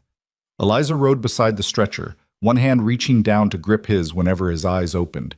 Each time he found her gaze and held it, drawing strength from the connection. Stay with me, she whispered, just a little longer. The town came into view as the sun climbed higher, its few streets already bustling with morning activity. People stopped and stared as the grim procession passed, word spreading like wildfire. Garrett led them straight to the doctor's house, a neat white building with a shingle hanging out front. Dr. Pierce was a middle-aged woman with capable hands and sharp eyes. She took one look at Warren and started barking orders. Get him inside, clear the table. I need hot water and clean linens, now. They carried Warren into the examination room. Dr. Pierce cut away his bloody shirt, revealing the full extent of his injuries. Besides the gunshot wound, he had burns on his arms and face, broken ribs, and a gash across his forehead that would need stitches. Out, the doctor said to everyone but her assistant. I need room to work. Garrett guided Eliza to the waiting room, a small space with hard wooden chairs and windows overlooking the street. She sank into a chair, Daisy finally sleeping against her shoulder, Copper curled in her lap. The adrenaline that had kept her moving was draining away, leaving her hollow and shaking. He's gonna make it, Garrett said quietly. Warren's tough as they come. He better, Eliza's voice broke. I can't. I know. Garrett sat beside her. I need to ask you some questions, while it's fresh. Can you manage that? She nodded, though the thought of reliving it made her want to scream, but she walked him through it. The torches, the gunfire, the cellar, the terrible hours in the dark. Garrett listened, his expression growing darker with each detail. Voss is finished, he said when she was done. Even if we don't catch him, word of this will spread. No judge in the territory will protect him now. You're safe. Safe. The words still didn't feel real. What about Warren's ranch? Everything he had can be rebuilt. Ranch hands are already out there, making sure the stock didn't scatter. The land's still good, the well's intact. It's not gone, Eliza. Just damaged. Before she could respond, Dr. Pierce emerged, wiping blood from her hands. Eliza shot to her feet. He's alive, the doctor said immediately. Lost a lot of blood, and he's not out of danger yet. But the bullet went clean through, missed anything vital. If infection doesn't set in, he should pull through. The relief was so intense, Eliza had to sit down again. Can I see him? He's sedated. Probably will be for a while, but yes, you can sit with him. Warren lay on a narrow bed in the back room, his chest wrapped in clean bandages, his breathing slow but steady. His face was pale against the white pillow, the burns on his cheek angry and red. Eliza pulled a chair close and sat, taking his hand again. You did it, she whispered. We made it, both of us. His fingers twitched in hers, and she chose to believe he'd heard her. The hours passed in a strange blur. People came and went, Garrett with updates on the search for Voss, townspeople bringing food and blankets, the doctor checking Warren's vitals. Eliza stayed in her chair, Daisy in her arms, refusing to leave. Night fell again, the second night since the attack, and still she sat. It was near midnight when Warren's eyes finally opened, clear and focused. He looked around, confused, then found Eliza. Hey, he croaked. Hey yourself. She squeezed his hand. How do you feel? Like I got shot and set on fire. That's because you did. She felt tears threatening and fought them back.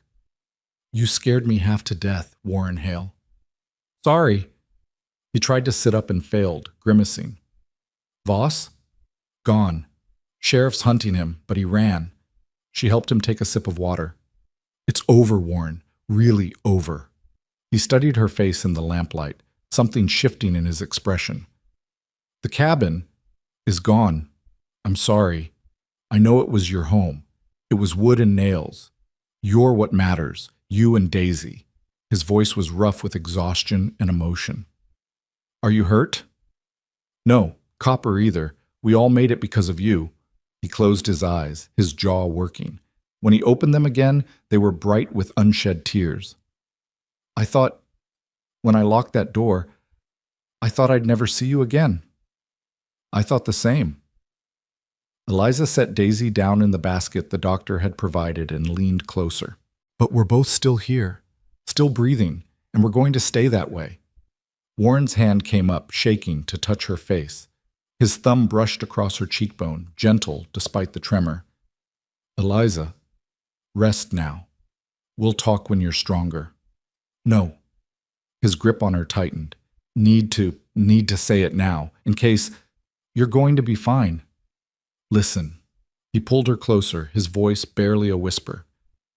I know you don't owe me anything. I know you've been hurt, used, and you got every reason not to trust any man.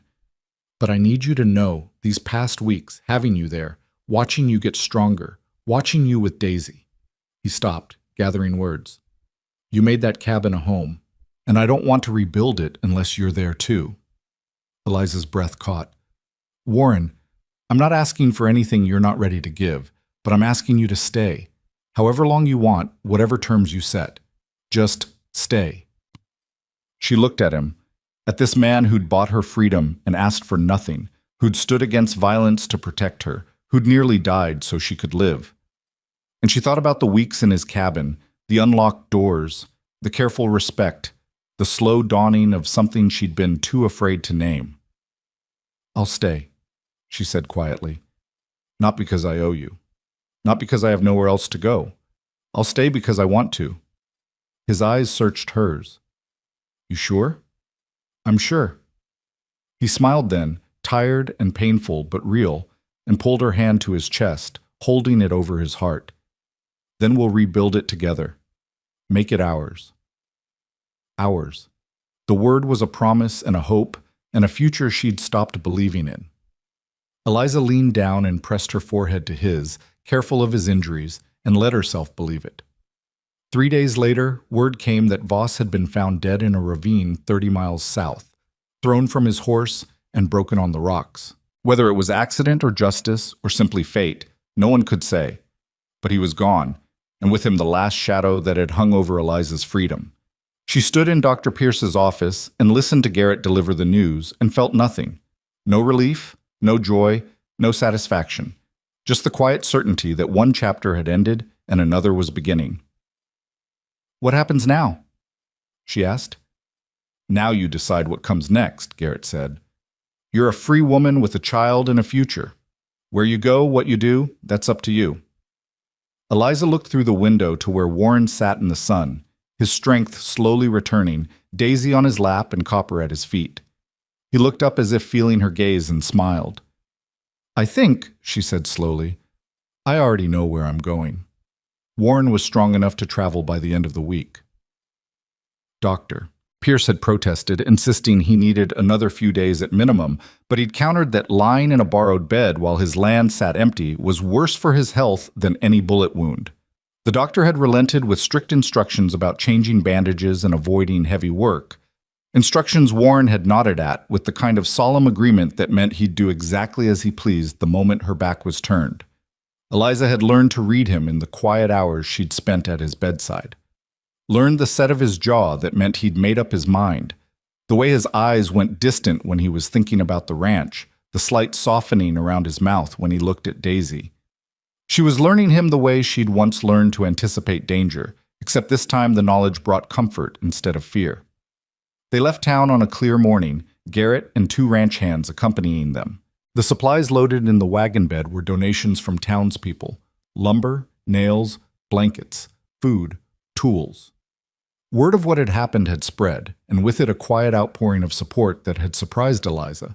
She'd lived so long believing the world was full of people like Voss that she'd forgotten there were also people like the widow who'd brought baby clothes, like the blacksmith who'd donated an anvil and forge tools, like the woman from the general store who'd pressed a rag doll into Eliza's hands for when Daisy was older. The ride back felt different from every other journey Eliza had made. She wasn't running toward something or away from something, she was just going home. The word still felt strange in her mouth, untested, but she was learning to trust it the way she was learning to trust everything else. When they crested the final hill and the ranch came into view, Warren went still beside her. The destruction looked worse in daylight than it had in the chaos of that terrible night. The blackened footprint where the cabin had stood, the collapsed barn, the scorched pastures. But beyond the ruin, the land itself rolled on unchanged. The creek still ran clear, the pines still stood tall, and in the distance cattle grazed where the ranch hands had managed to round them up. "It's not as bad as it looks," Garrett said quietly. "Foundation's still good, well's intact. You got water, you got land, you got stock. Rest is just work." Warren dismounted slowly, favoring his injured side, and walked to what had been the cabin's threshold. He stood there for a long moment, his back to them, and Eliza couldn't read his expression. Then he turned, and she saw not grief but determination in his face. "Let's get started," he said. The first week was about survival. They erected a temporary shelter using salvaged wood and canvas, barely more than a lean-to but enough to keep the rain off. Warren insisted on helping despite his injuries, and Eliza quickly learned that the only way to stop him from overexerting was to give him tasks he could do sitting down, sorting nails, planning the new cabin's layout, teaching her how to properly oil and maintain the tools. She worked alongside the ranch hands during the day, learning to measure and cut lumber, to drive nails straight, to mix mortar. Her hands blistered and bled, then calloused over. Her back ached from unfamiliar labor. But there was something deeply satisfying about watching walls rise from ash, about building something instead of merely surviving. Daisy spent her days in a wooden box padded with blankets, close enough that Eliza could check on her between tasks. She was growing, filling out, her eyes tracking movement now with clear interest. Copper had recovered from his injuries and appointed himself the baby's guardian, curling up beside her box and hissing at anyone who got too close except Eliza and Warren. At night, they gathered around a fire outside the lean-to. Warren would hold Daisy while Eliza cooked whatever simple meal they'd managed, and they'd talk about the day's progress, about plans for tomorrow, about small things that didn't matter, except that they did. These conversations felt precious to Eliza in a way she couldn't quite articulate. The ordinariness of them, the assumption of a shared future they contained. One evening, about 2 weeks after their return, Warren spoke into a comfortable silence. "I've been thinking about the new cabin." "What about it?" Eliza was mending one of his shirts, her stitches clumsy but functional. Where to put the rooms? Was thinking maybe 2 bedrooms instead of 1. Give you and Daisy your own space. Privacy. Eliza's hand stilled on the fabric. She understood what he was really saying, that he expected nothing from her, that even now he was maintaining the careful distance he'd always kept. It should have relieved her. Instead, it made her sad in a way she hadn't anticipated. "Warren," she said quietly, "can I ask you something?" "Always." "Why did you never She struggled for words. "That first night, when you brought me here, you could have demanded anything, could have used the fact that you'd bought me to—" She couldn't finish the sentence. Warren was silent for a long moment, his gaze on the fire. When he spoke, his voice was low and careful. "My sister Emma, I told you about her. What I didn't tell you was that toward the end, before she died, I managed to see her once. Snuck into the man's property. She didn't even look like herself anymore. Hollow. Broken." He swallowed hard. "She looked at me and said, 'Tom, I don't remember what it feels like to say no.' That's what he'd taken from her. Not just her body or her labor, her belief that she had any right to refuse." He turned to look at Eliza, his eyes bright in the firelight. "So when I saw you on that auction block, when I brought you here, the only thing I wanted was to give you back what my sister lost. The right to say no. The right to choose. Everything else, if there was ever going to be anything else, it had to come from you choosing it freely, not because you felt obligated or afraid or trapped." Eliza felt tears burning behind her eyes. She set down the mending and moved closer to where he sat. "What if I wanted to choose something?" His breath caught. "Eliza, I'm not Emma. I'm not your sister or your responsibility or your burden." She took his hand, lacing her fingers through his scarred, calloused ones. "These past weeks, watching you with Daisy, working beside you, building this life, I'm choosing this. I'm choosing you. Not because I owe you or because I'm afraid or because I don't have other options, but because when I think about the future, you're in it." Warren's grip tightened on her hand. "You're sure? Because, Eliza, if you're not ready, I'm ready to try, to see what we could be if we both chose it." She smiled, though tears were streaming down her face now. "That's all I'm asking, a chance to try." He reached up with his free hand and cupped her face, his thumb brushing away her tears. "Then we'll try. Slow, careful. You set the pace." "Slow sounds good," she whispered. "I don't think I know how to do this any other way." "Then we'll figure it out together." He leaned in slowly, giving her every chance to pull away, and kissed her forehead with such tenderness that it broke something open in her chest, not breaking apart, but breaking free, the last chains of fear and expectation falling away. The cabin took shape over the following weeks. It was smaller than the original, more efficiently laid out, with 2 bedrooms as Warren had suggested, and a main room that would serve as kitchen and living space. The ranch hands worked alongside them, and on Sundays people from town would ride out to help. The widow with the baby clothes, the blacksmith, families Eliza had never met, who simply showed up with tools and willing hands. She learned their names, learned their stories, learned that community wasn't something you were born into, but something you built. One shared meal and conversation at a time. She learned to accept help without shame, to offer it in return. The isolation she'd lived in for so long, the conviction that she could only rely on herself, was slowly replaced by the radical notion that she didn't have to carry everything alone. By early spring, the cabin was finished enough to move into. It still needed a proper floor and the windows needed glass instead of oiled paper, but the roof was solid and the walls were tight, and it was theirs. Eliza stood in the doorway on the first night, Daisy on her hip, and looked around at the space they'd created from ruin. Warren came up behind her, his presence warm and steady. "What do you think?" "I think it's home," she said, and meant it. They established routines. Warren worked the ranch with his hired men, slowly building back the herd, repairing fences, planning for the future. Eliza managed the house, cared for Daisy, and started a garden plot near the creek.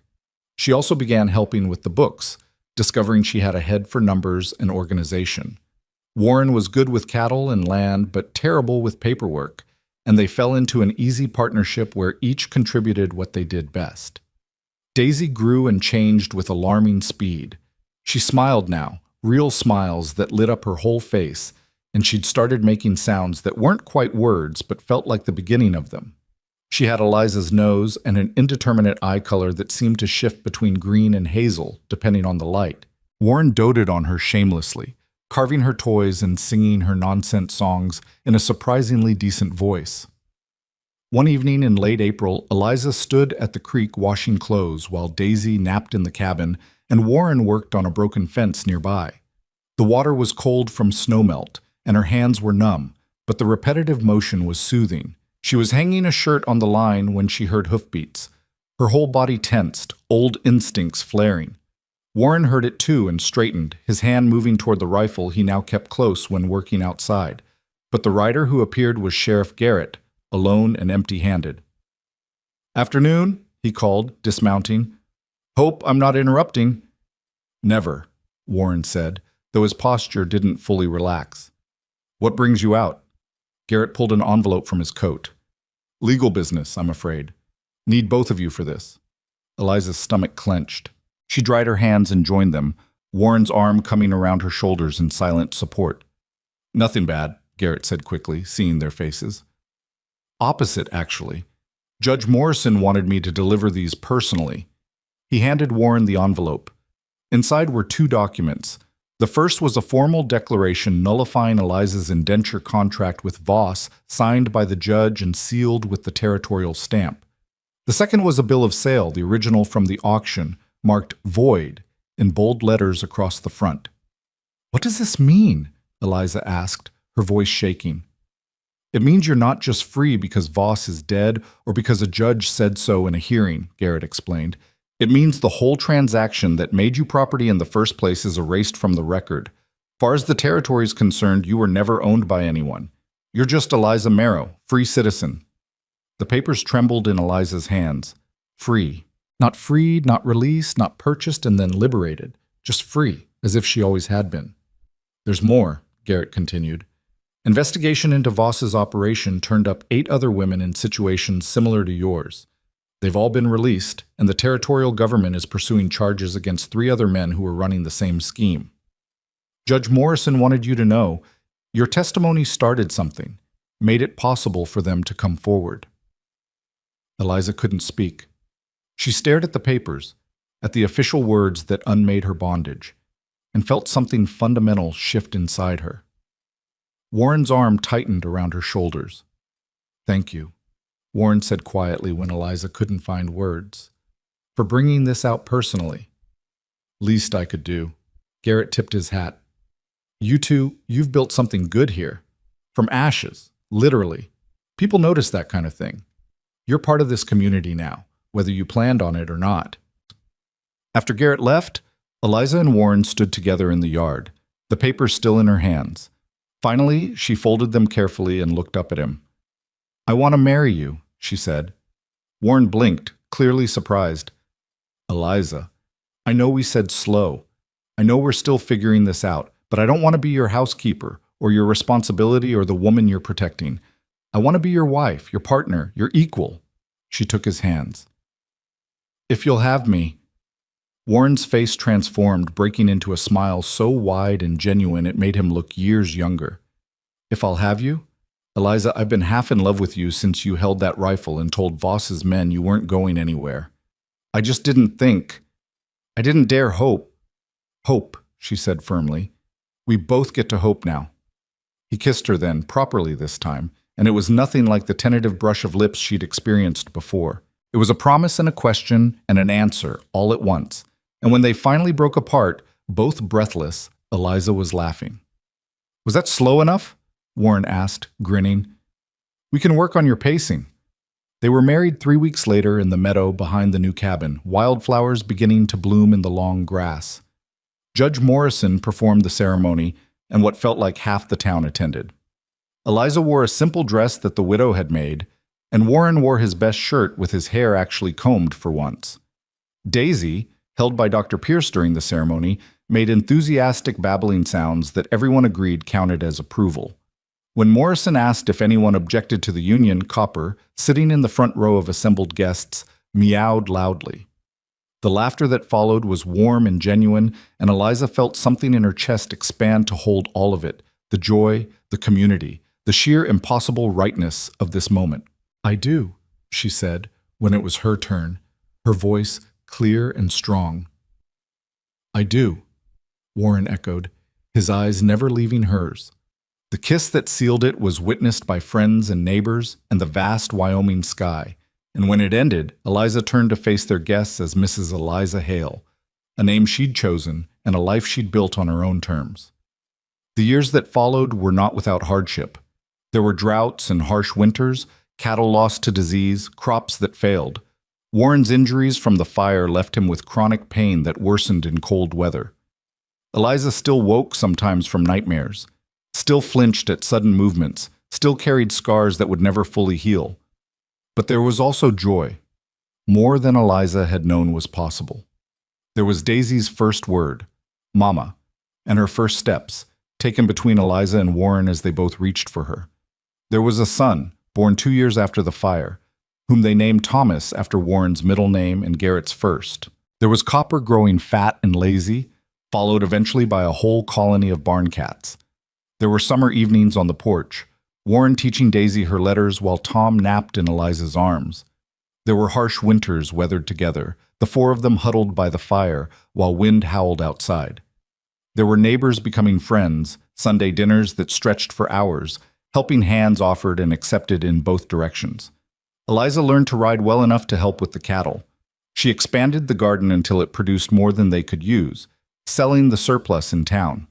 She taught herself to read better, then started teaching other women, gathering them at the cabin once a week for lessons. Some of them were former indentured servants, freed by the investigation her testimony had sparked. They never spoke directly about their shared past, but the understanding was there in the careful way they treated each other, the absence of judgment, the quiet solidarity. Warren built a larger barn, then a proper bunkhouse for the ranch hands. The cattle herd grew. They added chickens, then pigs, then a milk cow Daisy named Buttercup. The ranch became profitable, then prosperous, and with prosperity came the ability to help others, hiring men down on their luck, extending credit to neighbors hit by hard times, supporting the church and school, even though neither Warren nor Eliza were particularly religious or educated in formal ways. 5 years after Voss's death, Eliza stood in the meadow where they'd been married and watched Daisy chase butterflies with Tom toddling after her. The little girl was 5 now, all wild dark hair and fearless curiosity, asking endless questions about everything. Tom was 2, quieter but watchful, with Warren's steady temperament. They were beautiful and whole and free in ways Eliza was still learning to comprehend. Warren came up beside her, his hand finding hers automatically. "What are you thinking?" "That I never imagined this," she said honestly. "Even in my best dreams, I couldn't picture something this good." "You built it. We built it." "We did." She leaned into him, comfortable in a way that still sometimes surprised her. "Do you ever think about that day? The auction?" "Sometimes. Mostly I think about how close I came to not going. Almost skipped it, thought I had too much work." He shook his head. "Imagine if I had. Someone else would have bought me. Maybe. Or maybe not. Maybe—" He stopped, unable to finish the thought. Eliza understood. There were 1,000 ways her story could have ended differently, most of them badly. The fact that it had ended here, in this meadow, with this man and these children, felt less like fate and more like a series of small miracles strung together. "I'm glad you went," she said softly. "Me too." They stood together watching their children play until Daisy noticed them and came running, Tom struggling to keep up on his shorter legs. "Mama! Papa! Come see! There's a nest!" Warren scooped up Tom while Eliza took Daisy's hand, and they walked together to see whatever treasure she'd found. It turned out to be a robin's nest, built low in a berry bush, with 3 speckled eggs nestled inside. "Baby birds," Daisy breathed, reverent. "Can we keep them?" "They're not for keeping," Eliza said gently. "They belong to their mama. We can watch them, though, see them grow."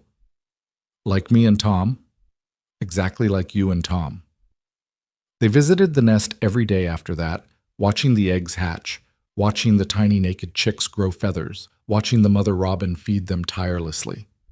And then one morning the nest was empty, the fledglings having taken flight. Daisy was devastated. They left without saying goodbye.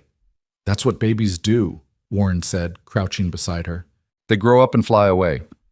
But that doesn't mean they forget where they came from. Will I fly away? Warren and Eliza exchanged a look over her head. Someday, Eliza said, when you're ready, but not for a long time yet. Good. Daisy hugged her fiercely. I don't want to go anywhere. Neither do I, Eliza whispered, meaning it with everything she was. The seasons turned, summers of hard work and harvest, winters of rest and planning. Daisy started school, learning to read with the same fierce determination she applied to everything. Tom followed her everywhere, content to be her shadow. New ranch hands were hired as the operation expanded. Garrett retired and was replaced by a younger sheriff who still came to Eliza occasionally for advice on cases involving women in difficult situations. On Daisy's 10th birthday, Eliza gave her the rag doll the woman from the general store had given her years ago. She'd kept it safe all this time, waiting for the right moment. This was given to me when you were just a baby, she told Daisy, by a woman who wanted you to have something to hold on to. I think you're old enough for it now. Daisy cradled the doll carefully. What was it like when I was a baby? Eliza considered how much truth to tell. She and Warren had agreed they wouldn't lie to the children about their past, but they'd also agreed to wait until they were old enough to understand. Looking at Daisy now, at her serious face and questioning eyes, Eliza thought maybe that time had come. It was hard, she said carefully. I was in a bad situation, and I didn't know how to get out of it. But then your papa helped me, and we built something new together. We built this life. We built our family. Were you scared? Terrified.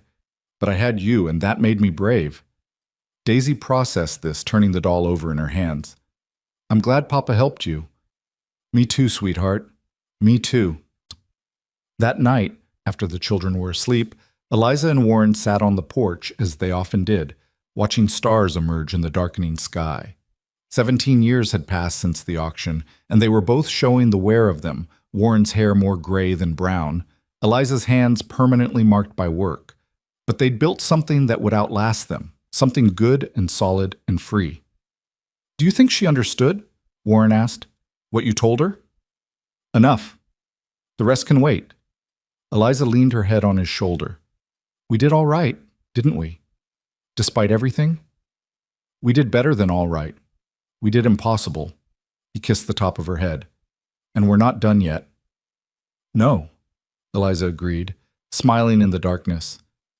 We're not done yet. But the story of how she came to be here, sold on an auction block, saved by a quiet rancher, fighting her way to freedom and building a life from ashes, that story was done. It had an ending now. Not the one anyone would have predicted, but the right one nonetheless. It ended here, on this porch, with these people. In this life they'd chosen and built and defended. It ended with children sleeping safely in their beds, with land that belonged to them, with neighbors who'd become family, with love that had grown from respect and choice rather than obligation. It ended with Eliza Merrow Hale, free woman, beloved wife, fierce mother, member of a community, owner of her own life and story. Not property, not owned, not for sale, just free. And that, finally, was enough.